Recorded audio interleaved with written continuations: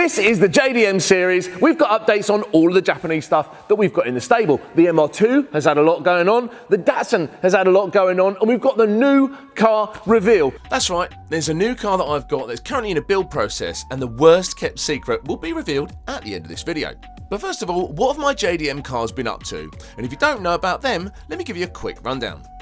I've owned my MR2 for about 3 years, and I wanted it to just be a fast road car, but like every person who buys a car like that, they just want more power. With the K20 Honda Turbo and watching Jamie push 1,000 wheel horsepower out of his DC5, I wanted to play a little bit of a catch up. So what have I done? The original CSS K20 has been chucked in the bin. Then I bought a billet rod K24 from Ahmed at Big Man Ting Racing. But once he sent me the engine, he decided to tell me he has a Quaife sequential gearbox in his garage, which I couldn't resist buying as well. It makes sense having the package, right? Once fitted, with the Fueltech ECU, me and Gordon at Street Racers met a Santa Pod to tweak the tune. But we bore scoped the engine after a quick test pass and noticed a few small marks down the bores. Because of this, the engine was taken back out again for inspection. The engine went to Sam at Connaught Competition Engines, where Jamie's engine was built as well, coincidentally. Now, my beloved 1,000 horsepower LS V8 Turbo long-term project Datsun has been to a Shearsby Customs for a bare metal respray Millennium Jade. She also went away to have some overheating issues sorted and have a new Pulsar turbo fitted and some fabrication. But when the new turbo went on and the bigger capacity radiator went in, we were still having overheating problems. She's got a small nose and there's not a lot of air getting round there. So I bought a charge cooler and a bigger custom-made radiator this time with dual 11-inch brushless fans. That's all been fitted and we should be in a position to get it tuned with HP Tuners software before racing again next year. But now, first of all, the engine is back in and we tried to get it fired up for the first time in a year. Oh, and also the Supra, she's just been sat behaving herself. I'm not even going to get into that.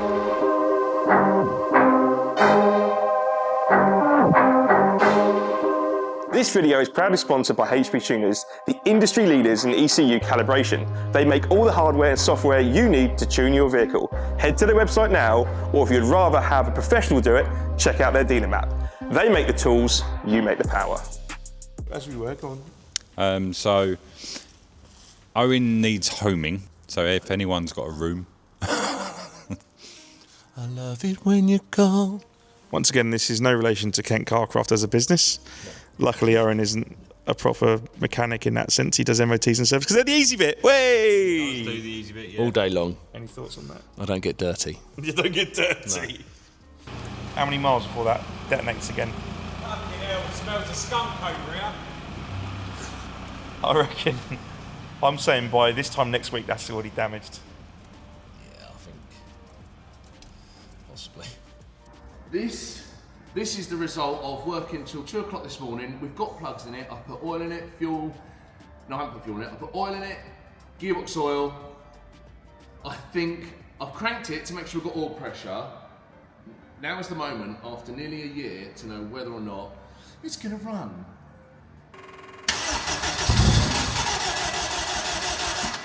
I have to say, it might not start because there's no throttle position sensor on it, which we know, but it's missing. So I'm just going to see if it makes a noise.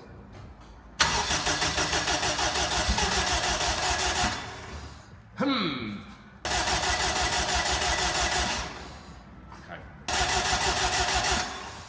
Don't just do it a little bit.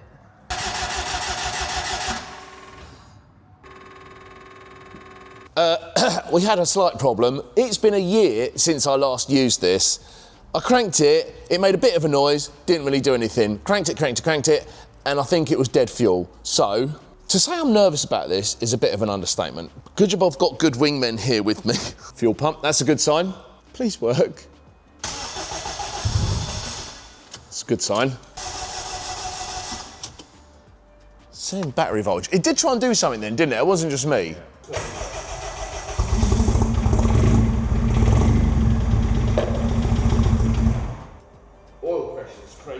So, okay. Until I get the throttle position sensor, that's as much as I'm going to do, but it runs. I didn't like that noise. Me and Nick are going to go out in it this evening and have a quick drive around.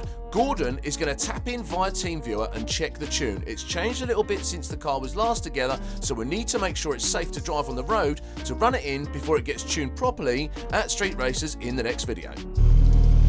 Look at the girthy stick. Look, you can have it between us. Look at that.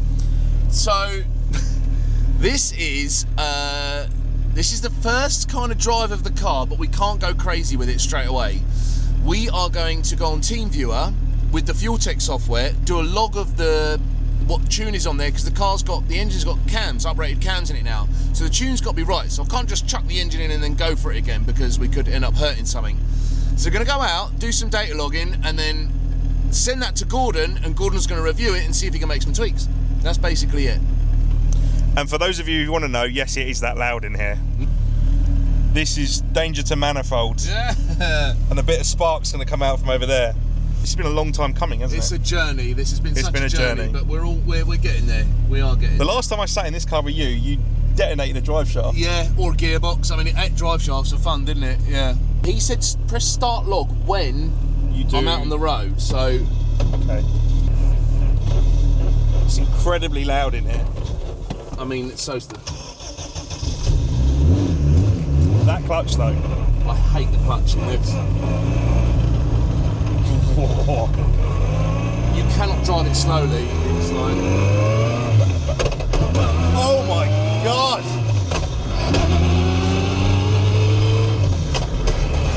It's very mechanical! Yes. Oh, the transmission whine! Oh, yes. Got it all. It's a straight car. It's a road car, street It's car. not a road car, is it? Just because it's got an interior. Yeah.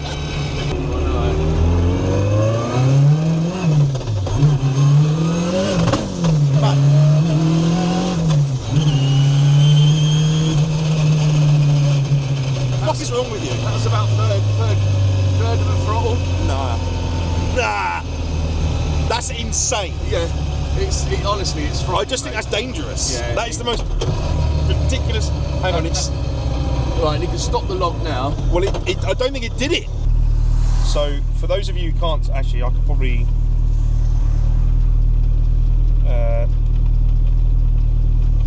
There you go. So this is what we're seeing. Stuff. It looks like when you see an earthquake chart. Yeah. Size of. It feels size like of that earth. when you're driving. Well, when you're driving it. So it's colour coded. So there's some green. There's one red and there's blue and there's a light green. So I don't know if that means anything. For that. You're just looking for send log. Oh, I thought you found it. Send log by email. Oh right. Yeah. Yeah. That one. Yeah. Yeah. Right, so he wants a pull in third gear from low RPM until it starts to go and feel weird, and then send it to him. So that's what we're going to do. Start log now.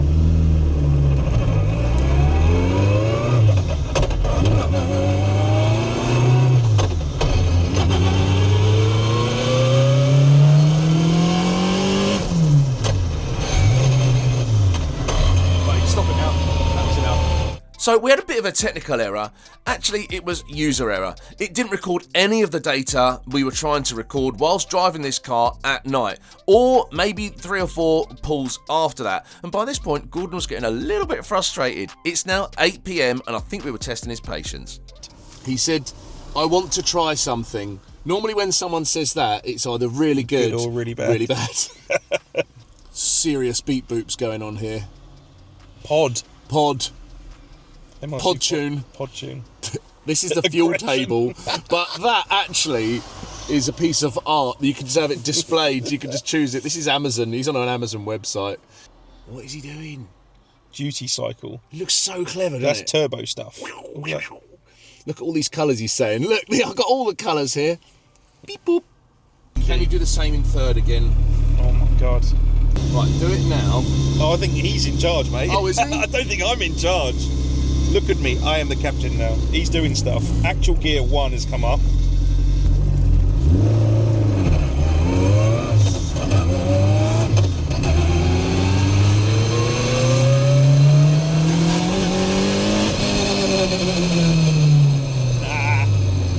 Not a bit of me, that. Oh, well, he got something out of it. Oh, that's good.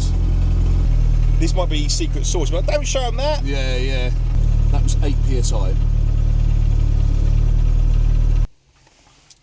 Right, that'll get you going. So let's try that. It's a Pink Floyd album cover. Give that a bit more of a run. I've turned the boost up a bit, Yeah. so hopefully it feels faster. Yeah. Give it a run to like, if it feels alright, go to 7 or 7.5. Yeah, okay. So you see this, are you looking at the laptop? Yep. So you see this is your shift lights on your fuel tech. Okay. So these two will come on at 8.3, and then them two 8.4, 8.5, 8.6, 8.7, and then they'll all start flashing like hell at 8.9. Right, okay. What I'll do is I'm going to put them two to 7 grand for a minute. Yeah. But I've turned it up a sensible amount. Yeah, so we're not, I mean, the road, the sensible amount, the roads around here aren't very forgiving, so... No, but obviously just to make sure this car's either feeling alright or not. Exactly basically. exactly that. Tell you what, he's a boy, isn't he? Are you ready, Nick? Ready to what? Die? That was 8 psi, that was. Bear in mind, this is the third of the boost pressure that it's capable of. 10 psi, Nick. It runs, it's mapped, it's going to be mapped to 40. Jeez, what the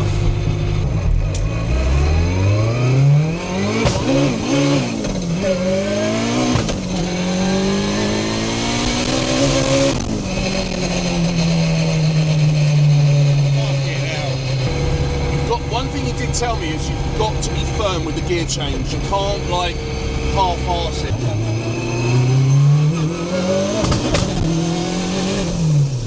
Actually close the lid on the laptop. It's very hard to put into words just how aggressive everything is. It's firm, it's loud. And I know it sounds like I'm complaining, and I'm sure people watching this would be dying to be sat where I am right now, but it's like being on a roller coaster. Except you don't want to be on a roller coaster for like 20 minutes. You want to be on it for like 30 seconds.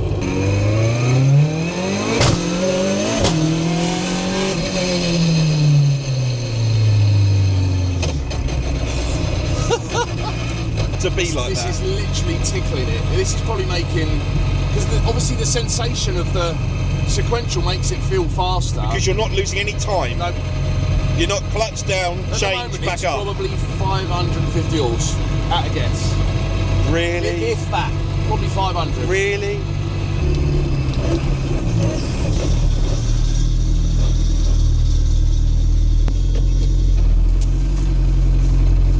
How do you feel about that? How do you feel about that? Never mind me. Goes right, doesn't it? Should I ring him? Such a piece of shit. It goes all right, doesn't it?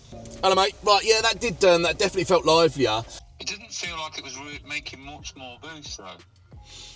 I mean, it feels cleaner. I forgot how fucking violent they are. It wants to. I don't know if it's the alley rods and the like the no flywheel and whatnot, but it revs up so fast. Nick's shitting himself in the passenger seat.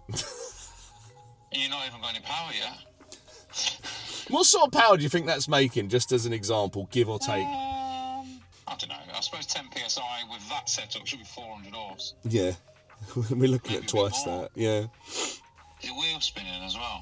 If it hits any sort of bump on the road, it starts to break traction, but it's getting quite cool out there, so it's a bit greasy.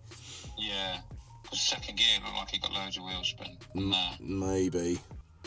So after the evening before's previous attempts at getting a few pulls out of the car, the road temperature was dropping to a level that I really wasn't happy with. So I took a quick impromptu drive out during the day in the sunshine to see how she went. Wait till you hear this gear shift. It's so hardcore.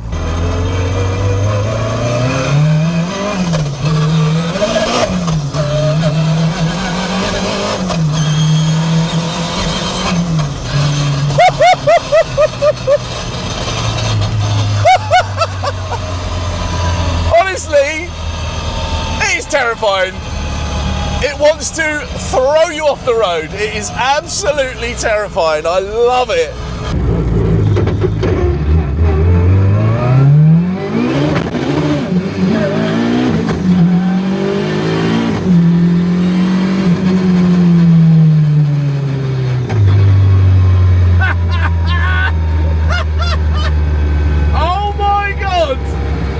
now, you join me in Stevenage at Built JDM to reveal my new car. I had this bright idea when I was talking to the boys at the start of the year that I was going to spend a whole ton of money on a Honda CRX. I've loved them for ages and I wanted to build something different. I was talking to Jamie at Officially Gassed and he said there aren't any four-wheel drive turbo CRXs in the country. Brilliant. I thought, I got in touch with Sean at Built JDM and he was like, you should build a four-wheel drive CRX, you've got to do that. I thought, that sounds like a great idea. Little did I know, it'd have Lambo doors. That's where we had to start off with, but it's moved on so much since then, and this is where we're at now. It's had a huge amount of time and energy spent by Sean to get it where it's at the moment. So I'm going to show you guys how far we got.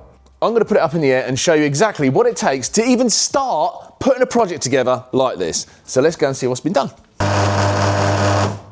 Now, not only did she have Lambo doors, which were so disgusting, actually, everyone agreed with me, it had a body kit on it as well. I want this car to look like a factory car, just with some upgrades, OEM plus, if you like. It had some archwork here that needed sorting out, so there were holes in the arches. Sean has gone to the lengths of stripping back all of the undersill throughout the car to prepare it and to see if there's any rust there. So as you can see, all of the panels here, nothing's got any rust on it anymore. And as I said, some of the arches have been repaired. It's had repairs in the past, but there's still filler in it where the body kit was moulded onto the car, such as this. I don't know if you can see this bit here. There's half an inch of filler there that thins out. So all that's got to be taken back. And there's Bondo there where the side of the body kit went on. They're a wicked, wicked little car. I've always loved them, but they're getting old now. So that means that they're going to need more work. The most profound and the most noticeable thing is this. This was from S1 Built in the US. These guys are like the leading manufacturers, the leading developers and producers of four-wheel drive drivetrains in the US. We're using a Honda CRV rear diff, CRV shafts, and S1 Built also, I don't know if they're around, S1 Built also supplied these, which are the arms with the bush inserts. Here we go, lovely and posh. That is going to sit up in there and provide us with the four-wheel drive train that goes to the drive shaft. So we've got drive shafts going to there. I've also got, apart from that, I've also got the prop shaft and the gearbox, the four-wheel drive gearbox. The car's going to have a Honda K series, as these guys are here. As you can see, Sean deals a lot with the Honda K series stuff. So we're going to have a built K24 in there, turbo, still with a manual gearbox. When you put the four-wheel drive casing in, you have to cut some of the floor out in order to get the bracing in. This is all stuff you have to fabricate. The mounts you get, but you have to weld them onto the body. So all of the metal has to be stripped out. Some of the spare wheel well has to be cut out, and you get like a piece of box that goes in the top to weld it. So that makes space for all that. You lose your spare wheel well, but you've got a brace there for the diff. As we move forwards, everything has been stripped out of it. Even more undersill has come off the side. But as you move to the front of the car, before I smash my head, as you move towards the front of the car, it's all white. The main reason for that is you have to, once you've stripped it down, it's common that old Hondas and old like hatchback cars, they tend to, when you put a lot of power into them, they tend to pull apart at the seams, literally. So the bodywork starts to split because in the factory, they just, they spot weld them. But what we have to do is strengthen that because the engine is mounted in the front. So all of the paint and all the rust was stripped back in this. And then Sean has seam welded the entire engine bay, then smoothed it. And now he's just covered it in like an epoxy primer that he's going to smooth back before we paint it. We want this to be a show car. It's got to be really neat, fast and unique. So now Sean's going to crack on with carrying on preparing the underside. The next thing is to test fit the engine. We've obviously got to get a wiring loom and stuff for it, get the turbo kit, but we're a good ways into it. We've got the whole of the winter to sort it out. There's a few steps back and I'll show you in the clips. Keep an eye on our socials. So there's loads of history on the car, but we've got loads and loads more to do. So keep checking in and find out how far we're getting on. This is going to be a wicked winter project. How about give me that? Give me them good vibes, yeah, and you might get it back. Manifest anything, oh look at that, no cap, no step back. It's a new era, got that balance like a Libra. Never been a diva, never wanna look back either. Focus on the future, focus on the E5, focus on the good time, lyrical. Complex like a